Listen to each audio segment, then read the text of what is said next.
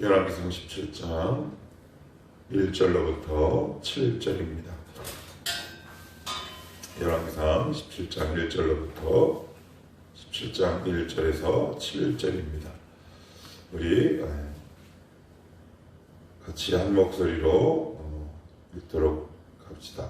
17장 1절에서부터 7절입니다. 자, 시작. 길르앗에 거하는 자 중에 디셉 사람 엘리야가 아합에게 말하되 내가 섬기는 이스라엘의 하나님 여호와께서 살아계심을 두고 맹세하노니 내 말이 없으면 수년 동안 비도 이슬도 있지 아니하리라 하니라.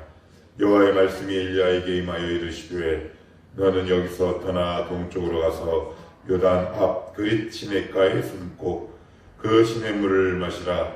내가 까마귀들에게 명령하여 거기서 너를 먹이게 하리라.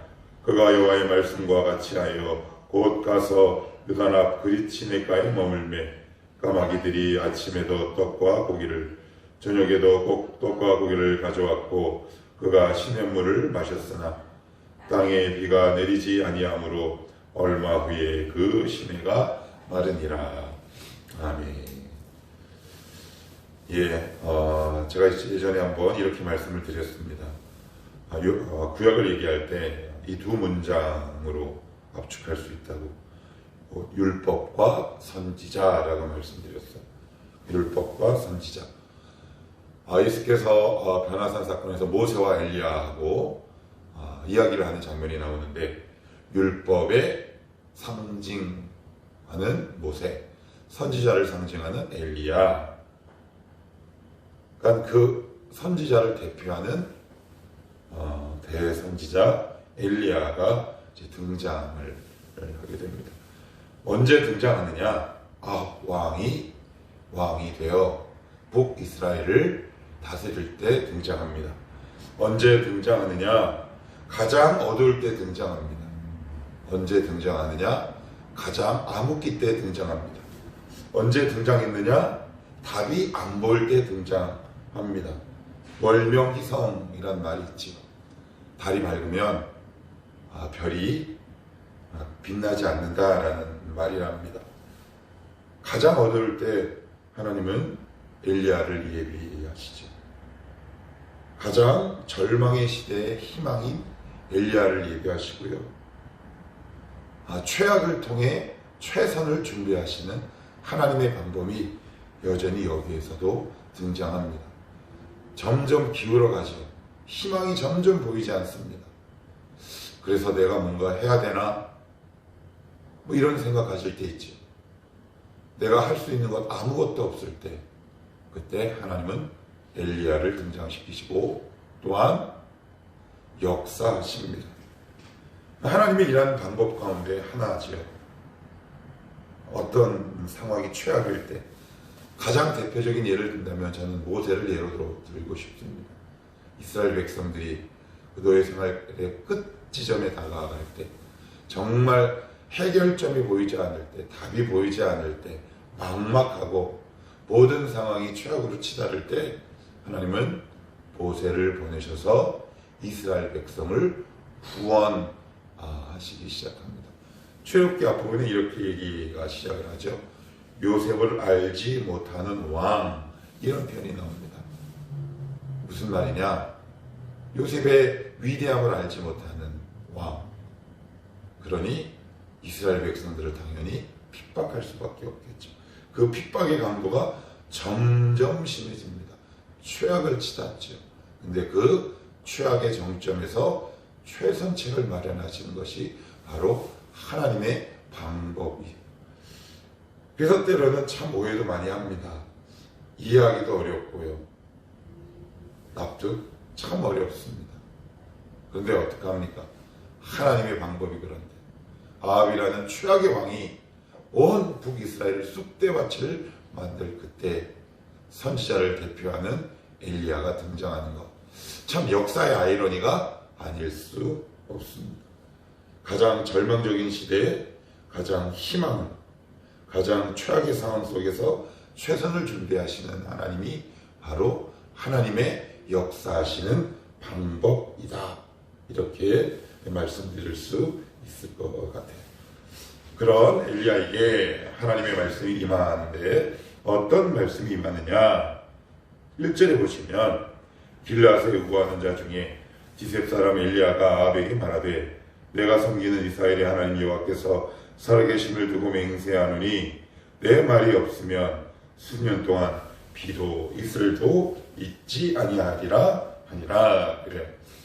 북이스라엘을 징계하십니다. 채찍질하시는데 비를 동원하세요. 근데 여러 가지가 되게 많아요. 애굽을 하나님 치실 때 9가지 방법, 총 10가지 방법을 치시잖아요. 장자까지. 뭐 각각의 이유가 있고 특징이 있지요. 그런데 여러 가지 징계의 도구가 있음에도 불구하고 하나님은 특별히 비, 물을 사용하십니다. 왜 그러느냐?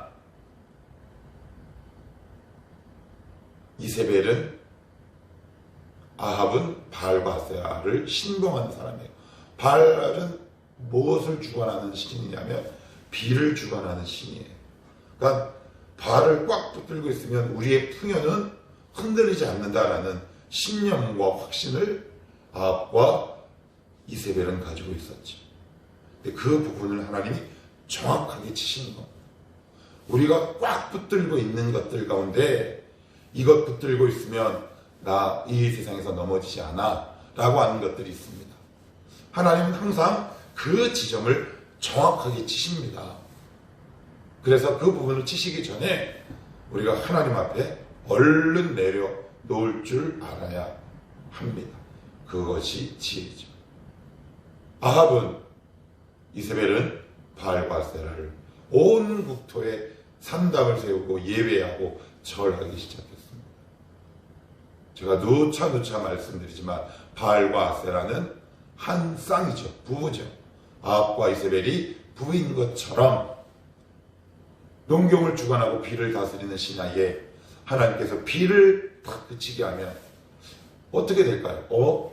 이 비를 다스리는 게 바알이 아니네, 여호와 하나님이네 라고 아합이 깨달아야 하는데 오히려 그 가운데서도 돌이키지 않습니다. 인간이 그렇게 호락호락하지 않지요. 만만하지 않습니다. 간단하거나 단순한 존재가 결코 아니지요. 다시 한번 이 말씀을 드리면 바알과 아세라가 그리고 아합과 이세벨 이 두 남녀가 그렇게 신동하고 붙들고 있던 풍요, 물질, 비, 물 이런 것들을 관장하는 것이 아세라가 바알이 아님을 하나님은 비를 그치게 하심으로 깨닫게 하십니다. 우리에게도 그런 존재들이 있을 수 있어요. 없다고 말 못합니다. 사람마다 다 있어요. 그런데 하나님은 그 지점을 치세요.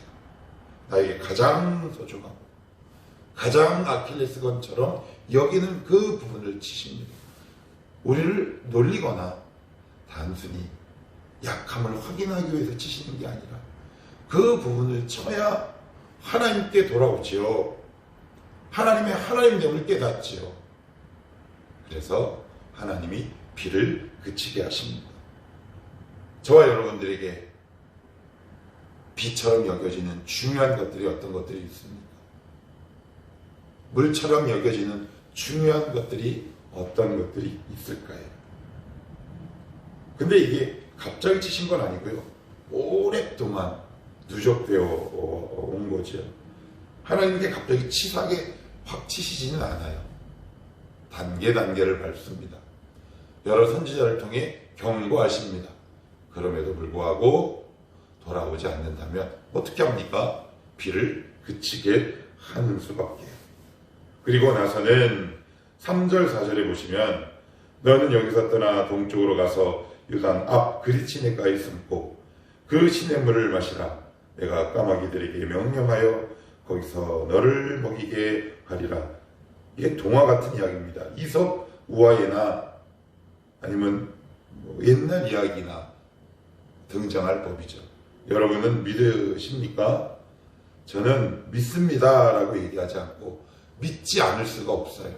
이렇게 말씀드리고 싶어요. 믿습니다 라는 말보다는 그냥 믿지 않을 수가 없게 되더라고요. 가지 말라는 곳, 여기 보시면 그리 시냇가에 숨어라 라고 되어 있습니다. 때로는 하나님의 사람이 숨어야 할 때도 있지요. 피난해야 할 때도 있습니다. 그리 시냇가에 숨습니다. 거기서 까마귀들에게 내가 명령하겠다. 여러분 가시겠습니까?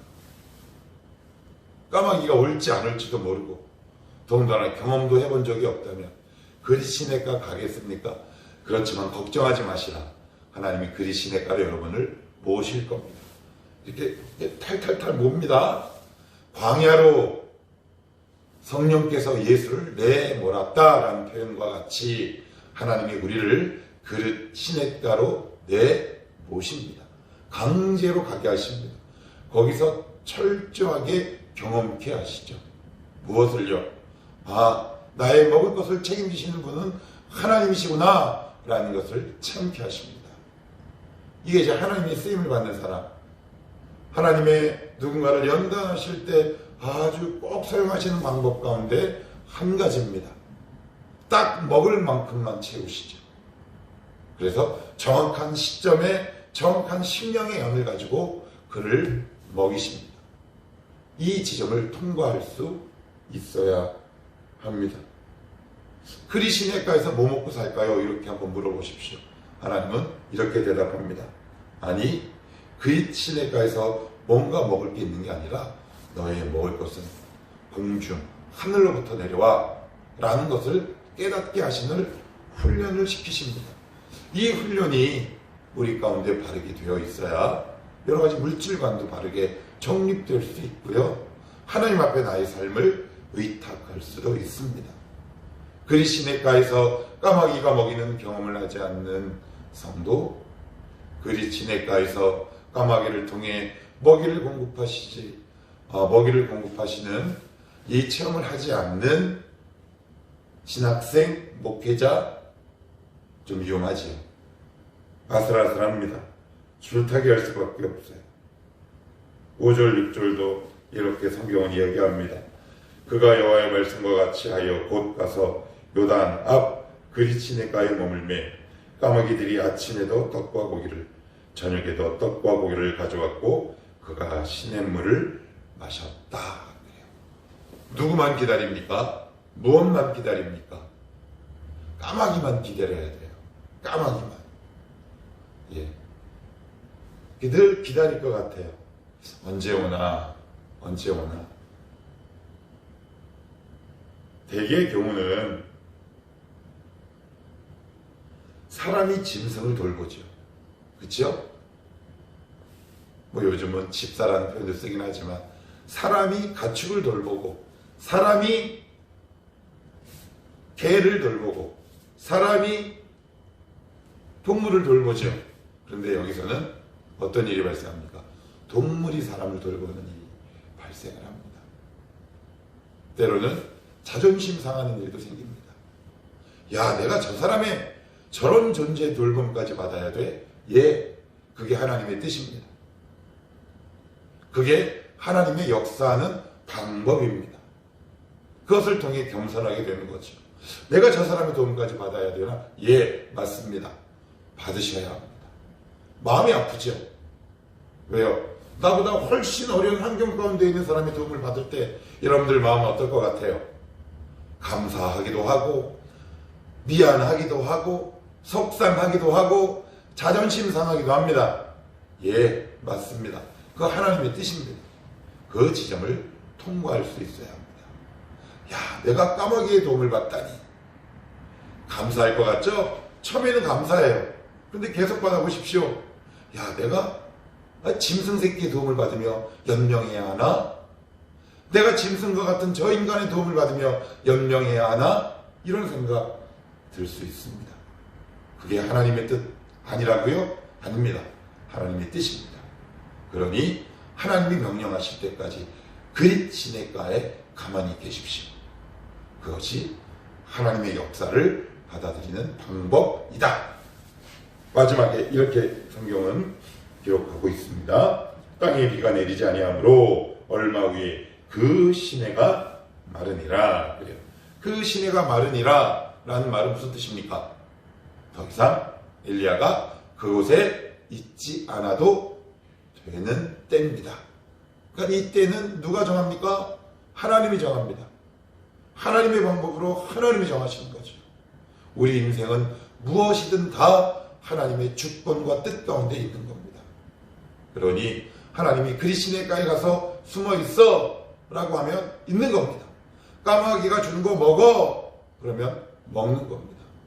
짐승의 돌봄을 받아 그러면 그 짐승 같은, 때로는 사람일 수도 있죠.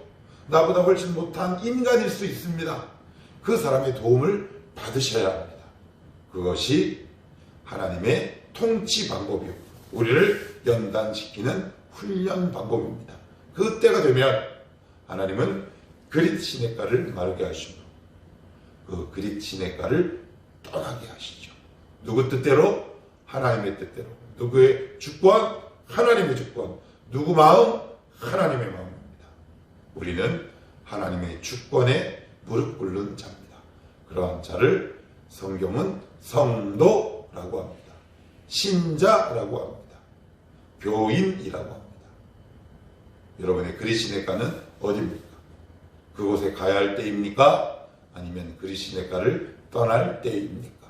여러분이 정하시지 말고 하나님이 정하시는 때, 하나님이 정하시는 방법, 그 시간과 방법을 따라 순순히 걸어가는 지혜가 있기를 축복합니다.